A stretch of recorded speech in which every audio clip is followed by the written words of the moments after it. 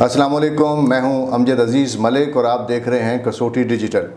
آج ہماری مہمان شخصیت کون ہیں ان کا تعارف بعد میں، لیکن آپ سے درخواست یہ کرنی ہے کہ کسوٹی ڈیجیٹل کو لائک کیجئے، سبسکرائب کیجئے اور جو گھنٹی کا نشان ہے اس کو ضرور کلک کیجئے تاکہ آنے والے دنوں میں ہماری ویڈیوز آپ تک بآسانی پہنچ سکیں۔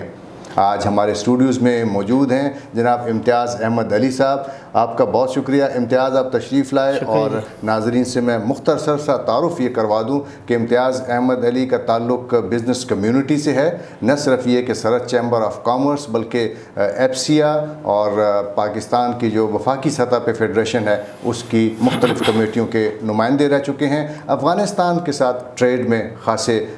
متحرک ہیں، اور میں جاننا چاہوں گا امتیاز صاحب آپ سے یہ کہ طالبان حکومت کے قیام کے بعد کوئی تحفظات آپ کے ہیں یا پھر جو ٹریڈ کی صورتحال ہے وہ بہتر ہو گئی ہے؟ دیکھیں جی، بات یہ ہے کہ میں افغانستان کے ساتھ بزنس کر رہا ہوں سنس 1983، اور اس وقت میری عمر 16-17 سال تھی۔ تو اس وقت کے حالات بھی ہم نے دیکھے، پھر بیچ میں جو مختلف حالات آئے وہ بھی ہم نے دیکھے، کرزئی حکومت کے، اس کے بعد دوبارہ جب طالبان آ گئے ہیں تقریباً 20 سال بعد، تو ہم یہ دیکھ رہے ہیں کہ افغانستان میں جو جس وقت تک ان کی حکومت تھی، اس سے پہلے کے جو لوگ تھے، اس کی وجہ سے پاکستان کو ٹریڈ میں بہت پرابلم تھی۔ وہ وجہ یہ تھی کہ ان کا تمام جھکاؤ جو تھا انڈیا کی طرف تھا، جو انڈیا ہمارا دشمن نمبر 1 ہے، تو وہ اس وجہ سے جو ہے تو انڈیا کی پوری کوشش تھی کہ ہماری ٹریڈ ختم ہو جائے افغانستان کے ساتھ، اس نے پوری کوشش کی، لیکن جس کو کہ مزداق ہے اللہ، جس کو اللہ رکھے اس کو کون چکھے۔ تو وہ ایسا ہوا کہ اللہ نے کیا کہ ایسا دم دبا کے ان کو بھاگنا پڑا انڈیا کو۔ اور اب جو حالات ہیں، اب میں سمجھتا ہوں کہ طالبان کی وجہ سے چونکہ ہمارے فیور میں حالات ہیں، ہماری جو یہاں سے پاکستان کے جو مال جاتے تھے افغانستان کو، پہلے تو ان کو تو انہوں نے ڈیوٹیز بہت زیادہ کر دی تھی، اس کے مقابلے میں ایران اور انڈیا سے جو مال آتے تھے ان کی ڈیوٹیز کم تھی اور پاکستان کی زیادہ، جس کی وجہ سے پاکستان بہت سفر کر رہا تھا۔ لیکن الحمدللہ طالبان کے آتے ہی وہ ڈیوٹیز بھی کم ہو گئی، اور میں سمجھتا ہوں کہ اگر اللہ کرے کہ ان کے آپس میں اگر جھگڑے نہ پڑے طالبان کے، اگر یہ آپس میں اتفاق سے رہیں اور حکومت بن گئی ان کی صحیح، تو اس کے ساتھ پاکستان بہت ترقی کرے گا، پاکستان کی ایکسپورٹ بہت زیادہ ہوگی، پاکستان کے تعلق اچھے ہوں گے، پاکستان میں امن و امان کی صورتحال بھی اچھی ہوگی،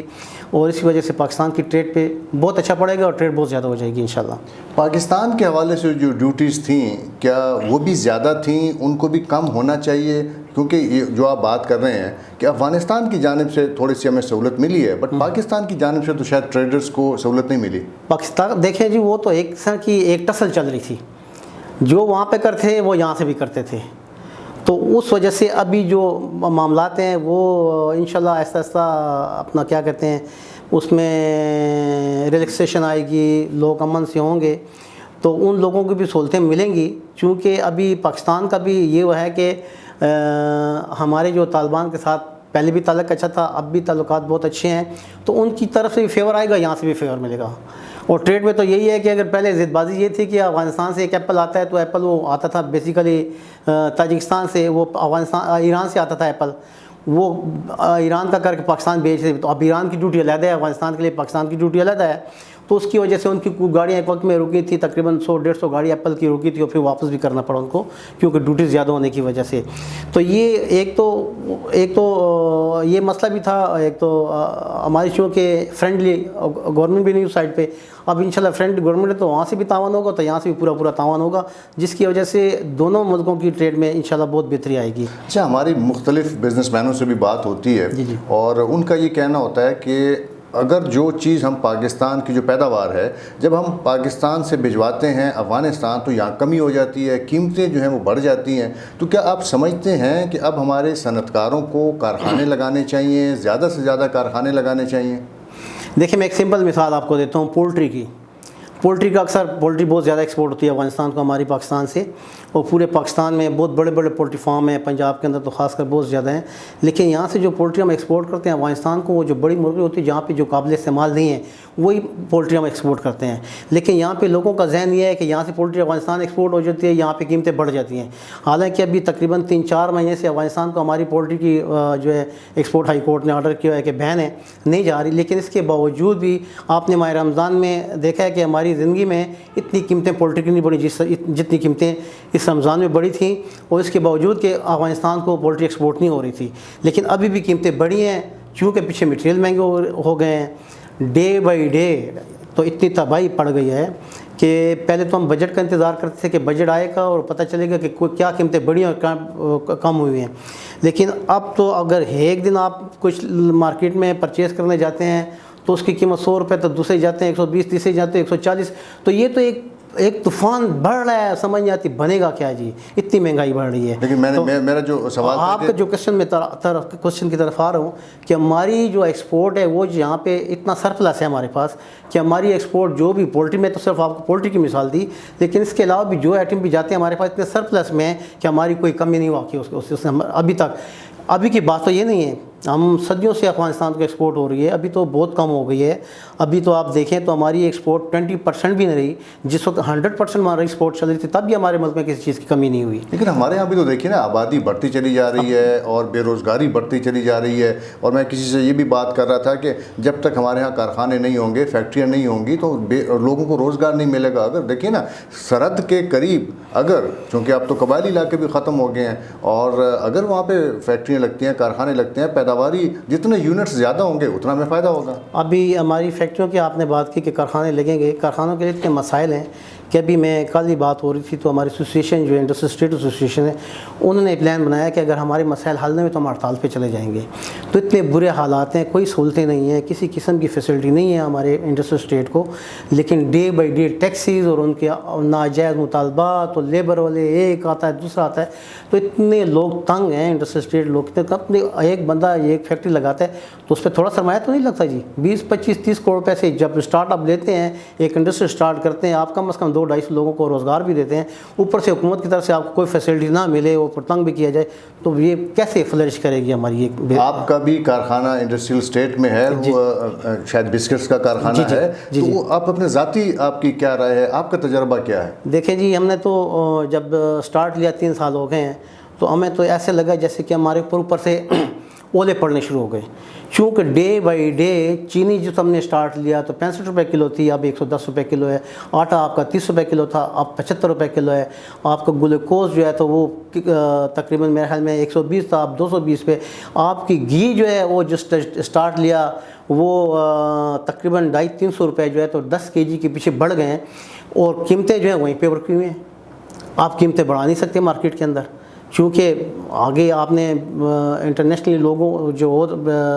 فیکٹری ہیں باہر کے ملکوں سے آپ کی جو پروڈکٹ آ رہی ہیں ان کے ساتھ کمپٹیشن بھی کرنا ہوتا ہے. تو وہاں کی جو ہماری جس رفتار سے مہنگائی بڑھ رہی ہے، تو مجھے لگتا یہ ہے کہ ہماری انڈسٹری بیٹھ جائے گی، کیونکہ کوئی کام نہیں کر سکے، کوئی کام ہی نہیں کر سکے گا. بلکہ میرے علاوہ بھی آپ بلائیں کسی انڈسٹریز کو، لوگوں کو بلائیں، آپ دیکھیں، ان سے پوچھیں، دیکھیں ہر ایک بندہ رو رہا ہے کہ مہنگائی ڈے بائی ڈے بڑھ رہا ہے ملک ہمارے. اچھا یہ بھی نہیں ہے کہ ہمارے ملک پہ کوئی قرضوں کے بوجھ کم ہو گیا، ہم شکر کریں کہ یار مہنگائی بڑھ رہی ہے، ہمارے ملک کے قرضے کم ہو رہے ہیں. قرضے ڈبل سے ڈبل ہو رہے ہیں، مہنگائی بھی بڑھ رہی ہے اس حساب سے، تو ہم جائیں گے کہاں؟ تو یہ جو آپ کے ادارے ہیں، chamber of commerce and industry ہے یا انڈسٹریلسٹ آپ کی جو ایسوسیشن ہے، ان کا کیا کردار ہے؟ کیا یہ مسائل کے حل کی جانب نہیں جاتے، میٹنگز نہیں کرتے، حکومت کو باور نہیں کرواتے؟ دیکھیں جی، میٹنگز بھی ہوتی ہیں ہر فارم پہ جو ہے، تو ہم فارم پہ جو ہے تو جا کے میٹنگ ہوتی ہے، ہر فارم پہ بات بھی ہوتی ہے، لیکن وہ کیا کہتے ہیں کہ وہ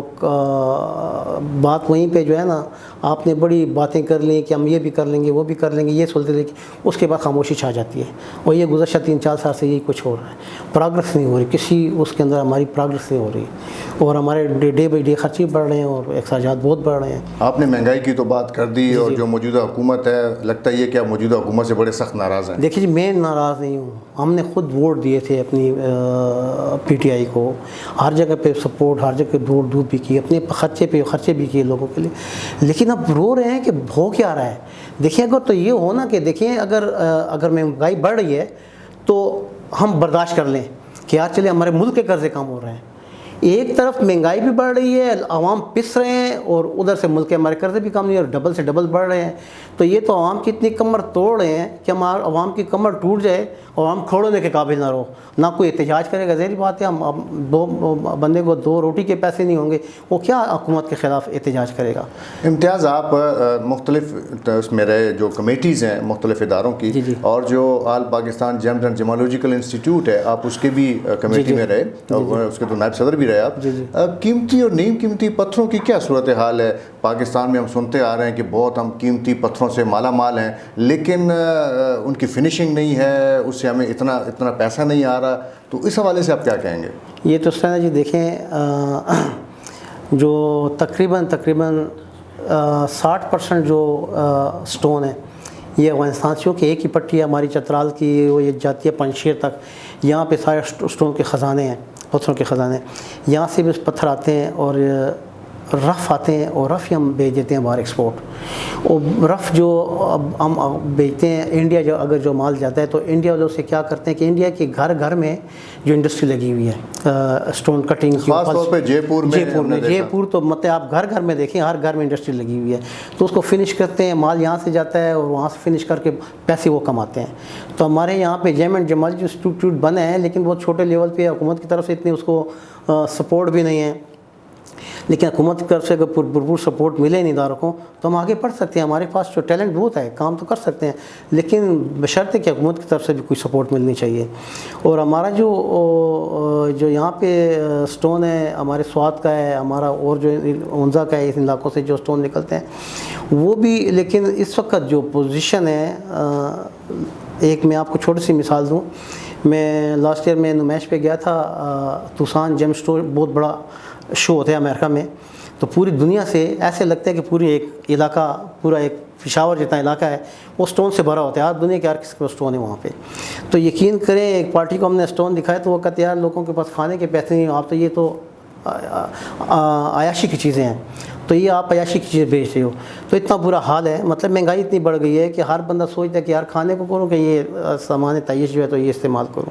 تو یہ پوزیشن ہے جی. سٹون کی بھی پوزیشن ہماری اس لیے کمزور ہے کہ باہر کے حالات جو ہے تو وہ ہمارے ساتھ اتنے ایسے نہیں ہیں کہ لوگ ڈیمانڈ کم ہو گئی ہے. یہاں سے جب ڈیمانڈ کم ہوگی تو ظاہری بات ہے سٹون کو کیا کریں گے. لوگوں کے گھروں کے پاس، یہاں پہ لوگوں کے گھروں میں کروڑوں روپے کے سٹون پڑے ہوئے ہیں، گھروں میں اسٹوروں میں پڑے ہوئے ہیں، لیکن ان کی آگے پرچیز نہیں ہے. لیکن اگر فنشنگ ہو جاتی ہے، فنشنگ ہوتی ہے، خام مال آپ بھیجا کرتے ہیں، کم از کم اس سے تو فائدہ ہوگا. دیکھیں جی، اگر فنش کی اچھا ہمارا یہاں پہ بن جاتا ہے انسٹیٹیوٹ، کوئی فنشنگ کا اچھا بن جاتا ہے، اور ہمارا اگر حکومت یہ اعلان کر دے کہ آئندہ آپ نے رف سٹون نہیں ایکسپورٹ کرنا، فنش کر کے بھیجیں. جیسے ایک دفعہ نئی حکومت آئی تھی افغانستان میں، تو یہ یہاں سے پنجشیر سے جتنے سٹون نکلتا تھا، رف آتا تھا، وہاں پہ انہوں نے مائنس کے اوپر بین لگا دیا کہ یہاں پہ آپ آئیں، یہاں پہ آپ فنش کریں، آپ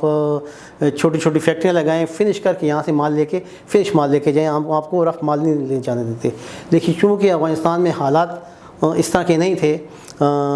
سیکورٹی وائز کہ وہاں پہ لوگ کام کر سکے، تو وہ چیز کامیاب نہیں ہوئی. لیکن پاکستان میں تو ایسا کوئی مسئلہ نہیں ہے. یہاں پہ اگر حکومت یہاں پہ اگر سہولتیں دیتی ہے، یہاں پہ ہماری پروڈکٹ فنش ہو کے نکلیں تو ہم بہت اچھا زر مبادلہ کما سکتے ہیں.